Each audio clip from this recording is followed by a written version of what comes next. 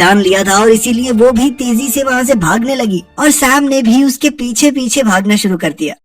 थोड़ी दूरी पर उसी रोड से नोरा का भाई ट्रॉय भी शहर से वापस आ रहा था और जैसे ही उसने अपनी बहन को भागते हुए देखा तो उसे लगा कि ये मुझसे गले मिलने आ रही है, लेकिन नोरा सीधी भाग गई और बाद में जब ट्रॉय ने कुत्ते को देखा तो उसने भी दौड़ना शुरू कर दिया। सैम अभी भी उनके पीछे भाग रहा था और तभी अचानक से नोरा नीचे गिर गई, लेकिन इससे पहले कि सैम उस पर हमला कर पाता तभी अचानक टॉम ने अपने ट्रक से उसे उड़ा दिया, जिसके चलते वो सीधा खाई में जा गिरा। पर कुछ ही सेकंडों बाद वो दोबारा खड़ा होकर भागने लग गया। तीनों भाई बहनों को लगा कि हमने किसी को मार दिया है, लेकिन कुछ सेकंड बाद ही वो दोबारा उठकर भागने लग गया। घर पहुंचने के बाद उन सभी ने पुलिस के डर से ये फैसला किया कि उन्हें किसी भी हाल में उस अनजान आदमी को ढूंढना ही पड़ेगा और ठीक उसी समय पर उनके घर के बाहर एक एम्बुलेंस रुकी, जिसमें से जॉन बाहर निकला और बिना कुछ बोले सीधा अपने ट्रेलर में चला गया। उस रात कुत्ते के लगातार भौंकने की वजह से शहर में कोई भी नहीं सो पाया। वहीं दूसरी तरफ ट्रॉय अपनी नौकरी को लेकर परेशान था। असल में उसे नौकरी से निकाल दिया गया था, उसी चक्कर में तो वो घर वापस आया था।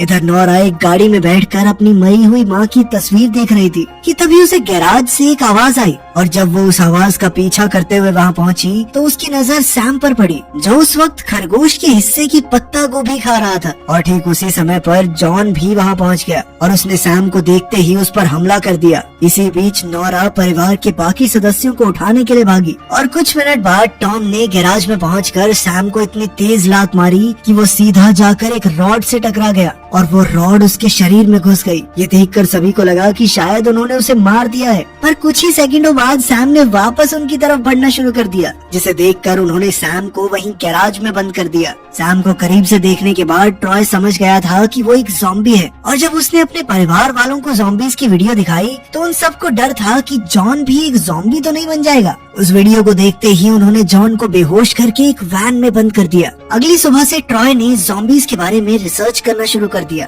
जिसके बाद उसने सभी को बताया कि ज़ॉम्बी वायरस को एक्टिवेट होने में कुछ दिनों का समय लगता है और इसीलिए अब उसका कहना था कि जॉन को इससे पहले ही मार देना चाहिए। लेकिन उसकी इस बात से टॉम बिल्कुल खुश नहीं था। ऐसे कैसे पापा को मार देगा तू? और ठीक उसी समय पर जॉन भी खाना खाने के लिए पहुंच गया, लेकिन तभी ट्रॉय ने उसे दोबारा बेहोश कर दिया। ये देखकर टॉम इतना ज्यादा गुस्सा हुआ कि उसने अपने भाई को ही घर से बाहर निकाल दिया।